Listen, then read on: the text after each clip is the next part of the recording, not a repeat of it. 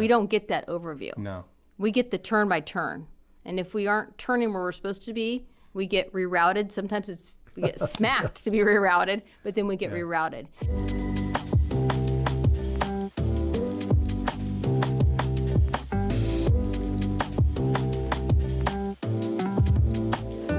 Wow, we would have never believed this. We're on Spotify, we're on Apple, we're on Google. Go out there and listen to us. So we're excited about it. We're glad you're excited about it too. Hey everyone, welcome to Lunch Break. Hey. Glad to have you here. I'm here with Tom and our friend Monica Peck. She's a clinician and local in Bakersfield, does a lot of work with nonprofit, one that Tom and I are both involved in, Children in the Front Line of Kern County, and we're just going to have a conversation. Yeah, we love it. And more importantly, she's part of our church family. Her and her wonderful husband, and he saves lives all over Bakersfield. Like, get all that good word.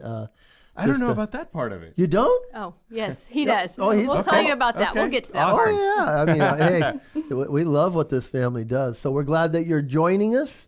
So like us, subscribe, just do everything because we're and share this video with a friend if you get something out of it. Yeah, because thanks to you guys tuning in and watching us, other people are watching us too. They are. So I love it. So I like it.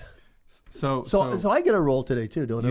You do. You want me to just jump in with mine? Jump in. Okay, Monica. So with all of our lunch break guests, we're putting a lot of first surprises on her. Yeah. We didn't prep her at all. So we ask all of our guests this simple question, but we don't want to know where the skeletons are or anything like that. But what's something maybe the people who know you may not know about you? Now, for me, I played the violin growing up.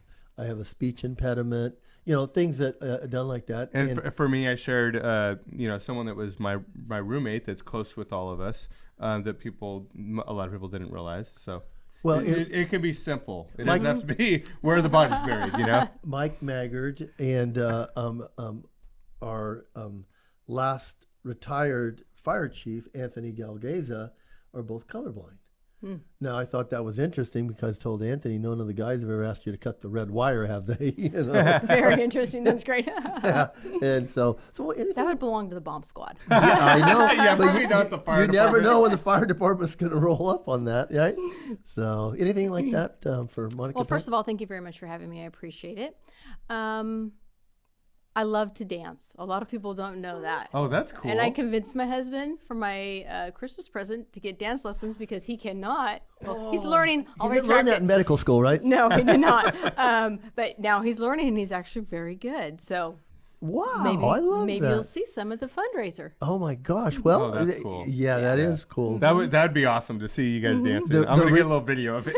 The results of the I like that. So Monica, you tell us a little bit about what you do now with Children in the Front Line and your practice and all that. So I'm a licensed clinical social worker here in town. I have my own private practice, and then I became involved with Children in the Front Line when we started the nonprofit in January. Previously, it was under the name of another organization, which was serving first responders. And so as the vice president and the lead clinician, my job is to not only see clients that are referred to us through our service, but to also any problems that the clinicians have or any clinical issues that come up is my responsibility to make sure that we keep our nonprofit headed in the right direction. And you do. That's something that is near and dear to all of our hearts. Thank you, Monica. I know you and I came on with 911 at East. Yes, that's correct. In the very beginning, and a lot of great work, and we just wanted to continue on. Yes, and keep it local. That's the big thing to keep it here in Kern County so that the money that we raise through the nonprofit all stays and goes to our first responders with the exception of some minor administrative fees. But we are extremely transparent with that, and this is a great organization and some very amazing people involved with this. Yeah, it is. I mean, as Mike and I are going out farther and talking to people about it, one of the big selling points is keeping it local. Yes, yeah, absolutely. I'll say this all the time, and I think we all agree that we all want to be able to pick up the phone and dial 911. Right. And part of what you do, and Monica, is that first responder for the clinical help, because she's the one that then decides. And how many clinicians do you have now? Oh, I think we roughly have about 40 right now on staff, Wow. but don't quote me exactly. Somewhere in 30 to That's 40 on incredible. staff. And didn't we And- start and they- with like 8? Yes, we did. Well, a very small that grew number. very quickly. And we have people who specialize not only with the first responder, but we have marriage counselors. We have people who are clinicians who are really good with children, families, teenagers, people- spouses. That are specializing in first responders, that are specializing in one specific aspect of first responders. Correct. Or they were already clinicians who specialize with children under the age of, let's say, 12. And then now they're also working with our first responder families. Yeah, and Yeah. that's cool. And if we need to cut this part out, we can. But is it okay to say like they take a very discounted rate for what they do too? Yeah, yeah, we do. And the clinicians do take a discount because So they we have a want to heart give to back. serve. We want to give back to Yeah. our own Yeah. communities. And like you were touching on earlier when you said, we all want to be able to pick up the phone and call 911.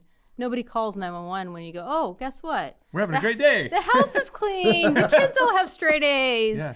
No, it's in the worst moments. We do want to be able to do that. And so these first responders are just seeing tragedy after tragedy. That's what they respond All day to. long, every day. Every day. I like it. And, and very few of them only work 40 hours a week. Yeah. So they're working many more than 40 hours a week. Yeah, and we can talk about that in our ministry matters because we're going to have Monica on all 3 of our shows. So I'm going to commit that now because Talk to us in your own a On little bit, tape, Monica. because it is a ministry, and you can tell It that by is. Monica's Yeah. passion. Well, she has such a heart for it, Tom, and I could tell that immediately. First conversation you. we had. Well, even knowing that her husband doesn't do 40 hours. I mean, you can't time it when you're going to need a heart surgeon. Correct. You can't. Yes. I mean, and when I go into the hospital as a pastor, and I get to see your husband or one of the other doctors that go to our church, and they're what I look at the family and go, you're in good hands. I just I go, Yeah. this person not only has skills, but they have care. a relationship. Yeah. Right. And with And Christ. they're guided by God. Yes. So Yes. they're going Yes. to do And- their very best. Absolutely. So that's one of the things. and that I as think, you are with yes, your well, practice. that's what I'm saying. You got 2 people who are serving in their professions, but also serving as a ministry in their profession. I think that's cool, and I don't want to get too sidetracked don't into either. Ministry Matters content, but I think it's cool that you can do your ministry without necessarily having to say, oh, well, you're coming to see a Christian clinician or physician or whatever, right? So I think that is cool because you do make an impact on people, even whether or not they know where that conversation even comes up. Absolutely. I think it is very public that I am Christian. I mean, Yeah. if in my advertisements, I'll include that. But you're absolutely right. In various ways, you can introduce so many things into people's lives and make a huge impact for them. We all believe, and if you're out there and you don't believe, Very like clearly we do. well, our 511 media group's based on Thessalonians 5:11 and faith, family, and freedom. We find freedom in Christ, and so we share that as part of who we are. And I think that's an important thing that, what does Pastor Ron say? Sometimes people will read your life all day long, but they'll never open the Bible. That's correct. Yeah, absolutely true. Absolutely true. And I can go down that rabbit hole. I won't. Don't. Please, Mike, don't We'll go pull you down back the out. rabbit You hole. will. By the ankles. By the ears. But I think one of the biggest reasons that I wanted Monica to come in here after we had our first conversation, and she said some of the story you may not know, was how she got into being a clinician in the first place. I love that. So can we talk about that, Monica? Absolutely. Yeah. So this is actually my second career, and I never intended to be a clinician. I never intended to be a therapist. Definitely did not intend to be a licensed social worker. I thought social workers were just the CPS social workers because I was ignorant about the profession. And I was actually a Bakersfield police officer. Oh, wow. And Thank you for serving in that capacity. it was my pleasure. I have an uncle who was a Bakersfield police officer, a second cousin who's a Bakersfield police officer, and it's something that I always wanted to do. I had a high school counselor tell me when he asked me, when they call you in, what do you sit down? What do you want to be? do in life? Do you want to be a teacher? What do you want to do? Not, and no disrespect to I teachers, because that agree. takes a special skill. It does. But I said I wanted to be a police officer, and he said, you cannot do that because girls can't be police officers. Oh, wow. He may not have a job nowadays. Right? Right? I don't think you can say that anymore. So No, no, probably you not. can't. But that set it in me, and I was determined from that point forward that that's what I wanted to do. I went on a couple ride-alongs with my uncle, and I was absolutely hooked. This is absolutely what I want to do. I worked in training at the police department for a short period of time, and then they started up the academies again. I was hired, went to the academy, Had some great training officers when I was there. Got to work a lot of different, Did you had have different Fitz and Ryder opportunities. was he your trainer? No, Bruce wasn't? no, Oh, no. okay. We always talk to officers who had Bruce as a, he loved to run. Oh, He yes. probably has some of the best cross-country teams as in the academy. And so, as being hired with the Bakersfield Police Department, there were a number of other females that were female officers hired with me. But we got to do a lot of unique things because they would, use us for a lot of maybe going undercover for some John stings, or we would get called to do, unfortunately, like to do photographs of women or children if they've been abused. So we had a lot of exposure to a lot of different things. And throughout my career, like I said, I got a lot of different opportunities, and one of those I was able to work in traffic, and then I rode motors, and ultimately, You did? yes, I did. Wow. yes. What kind of motorcycle did you have? Kawasaki and then a Harley. On a Harley. I ride a Harley. Nice. Yeah. Motor school, I will say, was one of the most difficult things I've ever done in my life, mentally and physically. Really? It Why is that? was exhausting. Long days and 2 weeks solid doing nothing but learning to master that bike.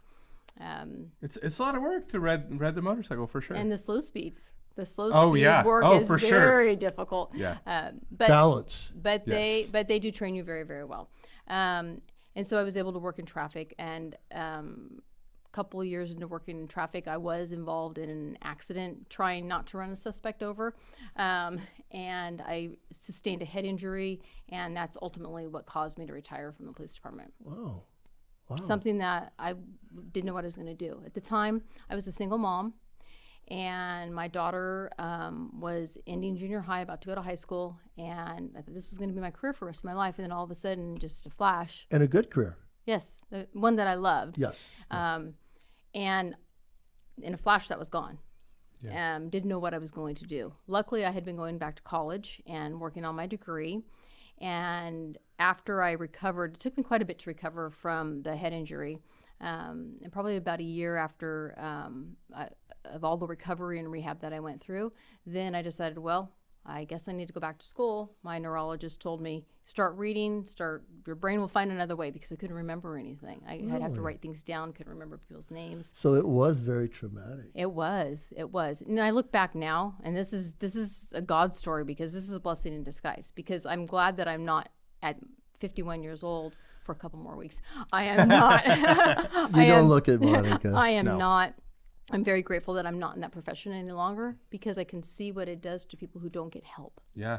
And that's how they end up in my office. So then You've got a natural gifting towards the nonprofit shielding the front line. yes. So I love that's why that. I'm very passionate about I'm very it. excited. I see why Mike, I'm very Yeah. excited. It's very, I know. I'm So- watching you, and I'm Then like, oh, that's cool. I didn't know what I was going to do. And so again, when I'm looking around, I can get a job, I guess, with the county maybe. And I started working extra help at mental health. It was the crisis unit at the time. Now it's the Peck unit, the Psychiatric Evaluation Center. And so I worked extra help part-time there. And then they hired me on full-time. And okay, I see what social workers and marriage family therapists do. So talked to some more licensed professionals that were counselors, and said, well, what can I do here in Bakersfield to go to school and continue my education and what am I going to get a master's degree in? And the time we were limited, I could get business, I could go licensed marriage family therapist, I could be a licensed clinical social worker. So I said, okay, well, I guess I'll try this social work thing. And I literally was like, oh, I don't know, let's roll the dice and see how this goes. But it turned out to be a very good fit. One of the things I joke about, and this is serious though, when you first go into your program for your master's degree, one of the classes that you have is called motivational interviewing. And it's actually a therapy style, but the gist is, how do I get my client to talk to me? How can I tell if my client's telling me the truth? How can I tell if they're holding something back? I had law enforcement training. I had to sand some of those edges off though. Sure. You were interrogating. The you were. techniques are a little bit different. You're like, Monica, you just got to slide back a little bit. Or how to write policy, how to love read that. law. And so it almost felt like it was a very natural fit. And I was very fortunate to have some great mentors in mental health, and they helped me through my master's program. I graduated, and then I was able to get experience working in a dialysis unit. I worked for a unit that was for regular citizens, and then one that was at Wasco Prison. So then my role even changed then, because now I'm there to be a social worker for the inmates out at Wasco. You're on the other side. Yes, very, very different, and a completely different role. Yeah. It's very interesting to say. I was a chaplain for the state of California for a decade. And I would go out there, and I'd actually bring my sidekick, Pastor Ron Vietti, with me. We've got a lot of fun stories about that. But it is interesting being on the inside. It is. And as a law enforcement agent, I can't imagine what it would be like, because that's where people went. Right, correct. Now you're going in to help them while they're there. Can you look back now and see how God had this kind of designed and seeing his hand in some of this? Oh, yes, it gets even better. Oh, I love it. I can't wait. Just wait. I can't. Like a kid who went over the present. I know. It's fun watching you hear this story. Okay. And then, so I knew that I needed to get quite a bit of different experience in different areas. I didn't want to just go straight private practice, and you can't do that anyways when after you graduate. You have to get all your hours and get your license and go through all of that rigmarole. And so I was able to work per diem at 2 of the local hospitals in town, so I got that medical experience. I was able to work at one of the cancer centers here in town and start a counseling program there. I worked there for 5 years, and then I worked in one of the locked psych units and was the director of the psych unit for the people who are put on 5150s because they're a danger to themselves, others, or society. Yes. Thank you. They're gravely disabled. That was what I was searching for. And then there's court proceedings and things that they have to go through. And I did that for a while. And then I had my private practice going at that time, but it was just part-time. And then after that, I said, I'm done with this 24 hours a day. I need to have a little bit more family life. And then went full into my private practice. And then it has morphed into almost all completely first responders now. Wow. Well, the first responder community is lucky to have you, Monica. Thank you. Really, we are. Especially with your background, your training, and your faith. All those elements. Well, I think it's cool because she understands them, because she was one of them. Yes. Yeah. Because how many are there that have both sides of that experience? Very, very few. Yeah. But I have been, ever since being here, and when we were talking, been encouraging, and there's a couple of people I think that are getting ready to go to school and sign up for a master's program before they retire from that career, so that they can already have all their licensing completed, and then they can be added to this, and then pick up where the people who are ready to retire. So we're trying to get younger and younger officers to try to do that, because and deputies, because the city and the county will reimburse them for their tuition. Oh, how cool. That's cool. That is great. Well, our friend Josh Vietti is going into this mental health field. Yes, mental health field. Yeah. So he's, I think he's starting his master's. So, yeah, pretty cool. Exciting. Him being on the ministry side Right. and then coming over kind of reminds me of your story a little bit, and so I get excited for him. And then and even to add to this story is that I am obviously. My life has not been perfect. We all have all of our, like you said, leave those skeletons in the closet. There's plenty of them, though. We all have them. Yeah, most of our fans know ours. We've done this. You do this long enough, and you're right, gonna. It's all coming out. Exactly. My wife's like, "This is worse than the pulpit, Tom." She said that? Oh yeah. Oh, because she'll say, "You must have said this on the podcast." I go, I probably insinuated that. I get more husband-wife talks about the podcasting than I did from speaking from the pulpit. Oh, wow. Oh, the pulpit has got a limited audience. Yeah, I know. Very true. Very true. But I was in the right place at the right time. So was my husband, because he was not raised with God in his life. He wasn't raised with religion. It wasn't discouraged, but he just wasn't raised that way. And he had recently went through a very difficult time in his life, and he had started going to Valley Bible.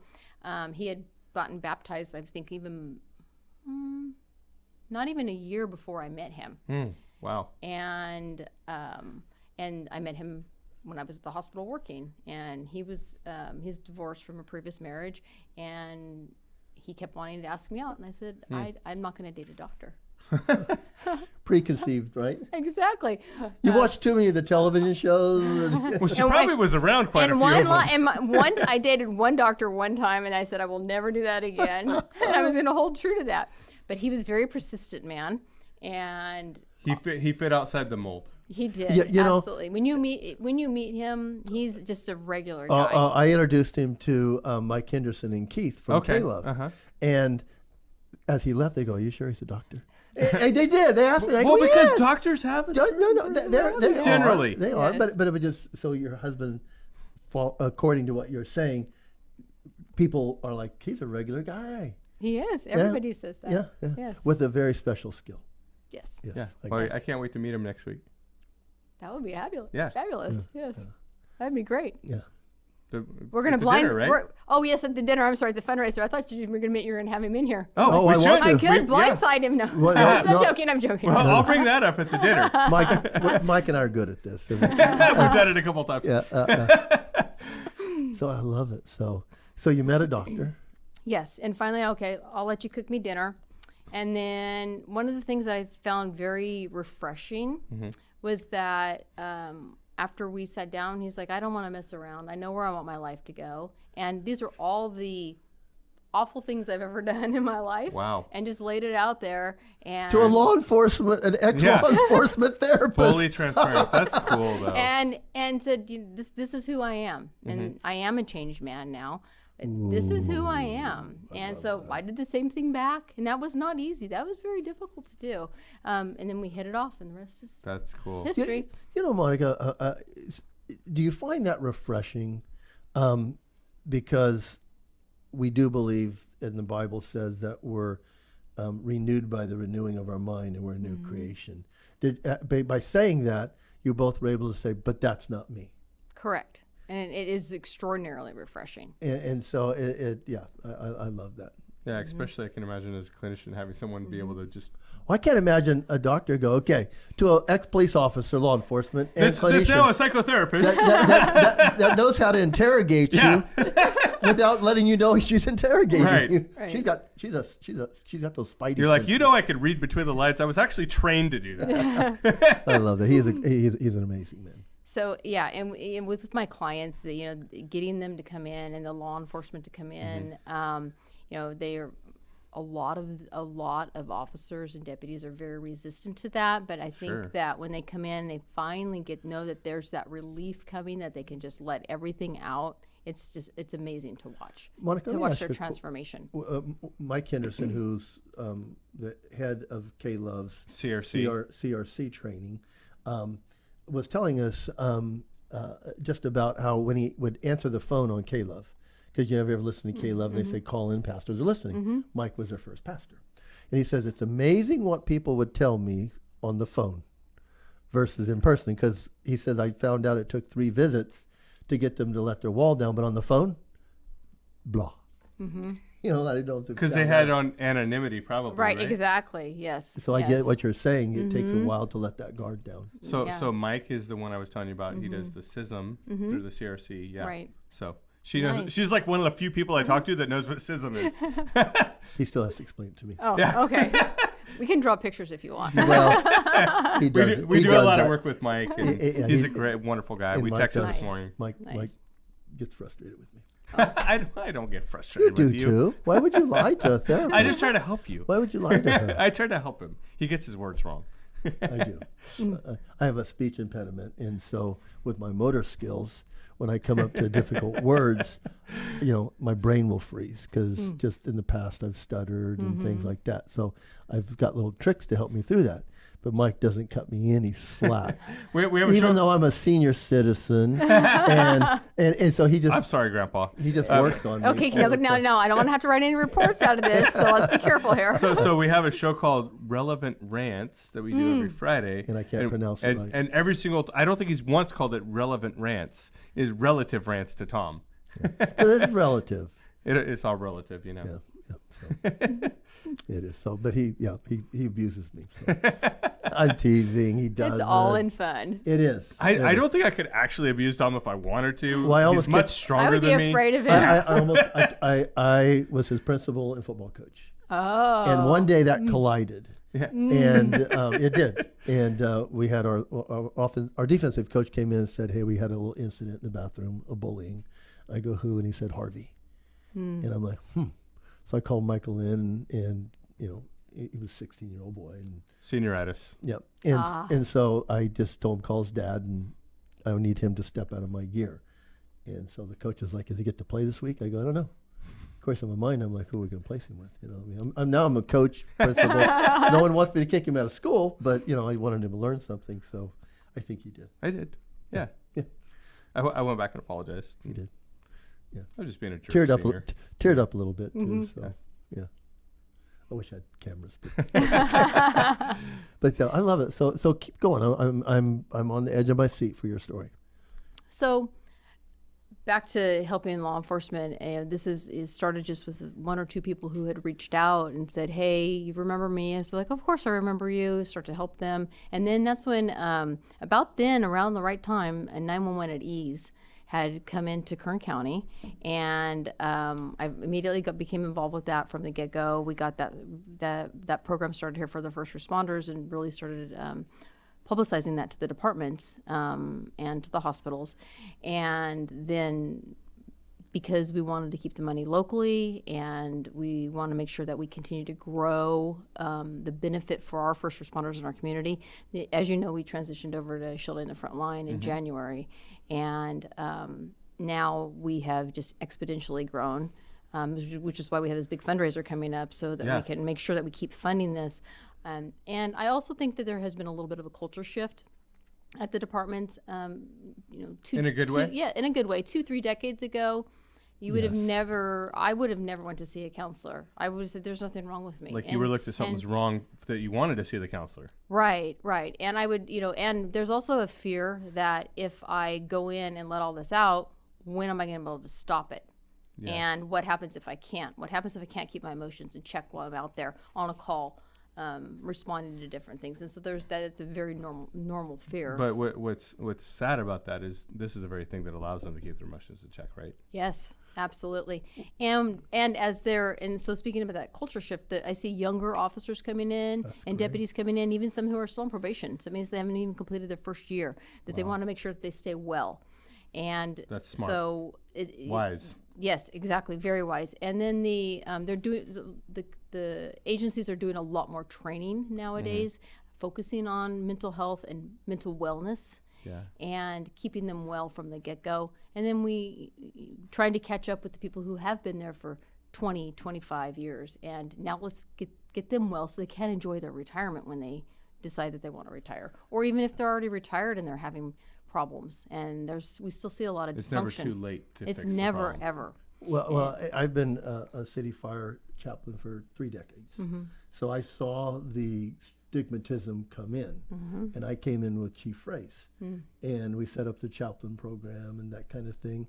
And I was like, no one's calling me, no one's supposed to see me, and I'm more there as a ceremonial guy, like we bless a fire station or burn center. I mean those are admirable things, but I wasn't getting that face-to-face call. And so it's very rarely that it would happen, but a lot of times it was personal between that. A lot of VBFers who were on the department. But when Trevor, we recognize it because Trevor was my battalion chief that was over chaplains, and he talked to me about 911 at ease. I go, I'm in. And then when we got in, the numbers I just saw in our March report, just for this year, doubled what I saw in 3 decades. Absolutely. So the stigmatism is off. So what is that number, Tom? The number that we just saw for March, I think we had 20 new inductees. Don't exactly quote us, but I believe it was roughly I did that. not see 10 a year for 3 decades. Right. And then I can't remember, what were the numbers for the whole year? Has it 80? Yeah. And there was something like, just in 1 month, there were over 505 sessions provided. And that's so a session usually an hour long. Yeah. And there were over 500 so it was 500 hours.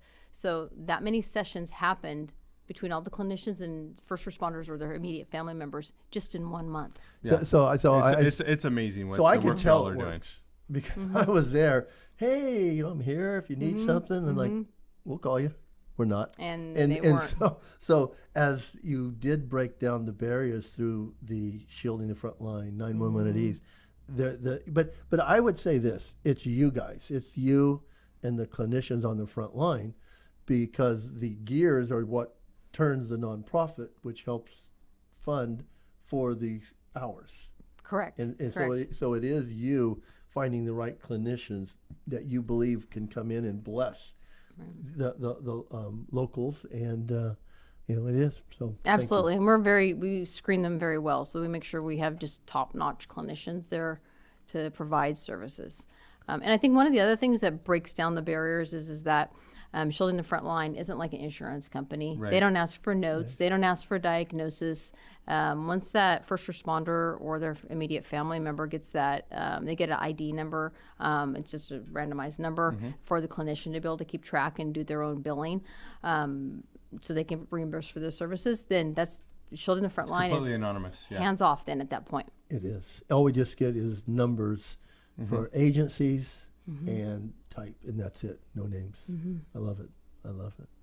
So keep going on with Monica's story. So, as a clinician working with the first responders, several years ago, I went and got a specialty training in EMDR, and that's the type of treatment for trauma. And because at the time that I went and got the training, because it's not required for our license, I was treating a lot of veterans. And obviously, the veterans many of the veterans suffer from PTSD. Sure. And so I really wanted that training to be able to help out a lot of the vets that I was seeing at the time. And so I went through all of that many years ago. And the treatment is phenomenal. The success rate is astronomical and through the roof. If you look up EMDR, all of their clinical research shows about 88% efficacy. And we have found with myself and the local therapists who are trained in it that our rates are higher. I think that because we're making sure that our clients aren't dropping out of treatment, and we're following the protocols, and we're getting them through all of this, and they can get to the other side of treatment, and it's so impactful. It's amazing the type of therapy that we can provide. I like it. So did ever, when you went into your training, because there again, you crossed a bridge. You went from law enforcement to having trauma, coming out of it by going to school. Did they ever meet where maybe you saw the effects of your schooling in your personal life? So I know for myself, when I first went into my master's program and learning what do clinicians do, what do therapists do, I had no buy-in into it. I needed a job. Like I said, I wouldn't have went to therapy myself originally when I was working for the city. And the more and more that I learned, the more that I healed, and then also the trainings that we go to, and the techniques that we're taught. When we are learning them, we have to practice them. We practice with other therapists. So, like for example, when I was trained in EMDR, you're with a room full of other clinicians who are already licensed clinicians, and then to practice it, we have to practice it on one another. So everybody has some sort of trauma somewhere. So we all can find things where we wish something was a little bit different. And so it's self-healing as well. Yeah, that's what I was looking for. And many therapists do go to see another therapist to help them if they have other issues or other struggles as well. I like that. Yeah. I like it. Great representative for our community. Mike. Well, I think, as we're getting close to wrapping up this episode, I think, this wasn't ever intended to be a promotional for Shielding the Front Line, but I think it's important that we do say that because we've talked a lot about that. Right. If you guys are out there watching that, there's support available for, the first responders, frontline workers, ER nurses in Kern County. And you can go to shieldingthefrontline.org to learn more about that. Well, we'll have the link up for you. Yeah, Alex, you can take care of that. Yeah, put the link up. And if you guys believe in the cause, you can learn more about us by going on the same website. And if you'd like to donate, you can do that there. I like it. Thank Monica, you, gentlemen, for having me. I appreciate It was it. a blessing to have you. any last thing you want to say? Somebody out there thinking about a new career, or any advice from a therapist that you might give them? Well, I'll just the advice from me. How about that? Because I'm all that in one. Yeah. Just like my path, I didn't know where it was leading and why my path was difficult and why I was struggling. That I had to rely on my faith, that I was being pointed in the right direction. And hindsight's always 20/20. And one of the things I always say, you put your directions in your GPS or in your phone, and it gives you the overall view. Do you want to take the 15-minute route, the 20-minute route, or the 45-minute route? And then we want to see that overview, but we don't get that overview. No. We get the turn by turn. And if we aren't turning where we're supposed to be, we get rerouted. Sometimes we get smacked to be rerouted, but then we get rerouted. And if you rely on your faith and you have that strong belief, then you're going to be led in the right direction. I love that. It is a good word. Yeah. It is. Well, thank you guys so much for watching. Monica, thank you so much for being here. Thank you. Thank you And for doing having what me. you do. Yeah, So that's right. thank your husband for us too. I will. Yes. I'll have to get him on here. Yeah, we are. Have a great day. God bless. God bless.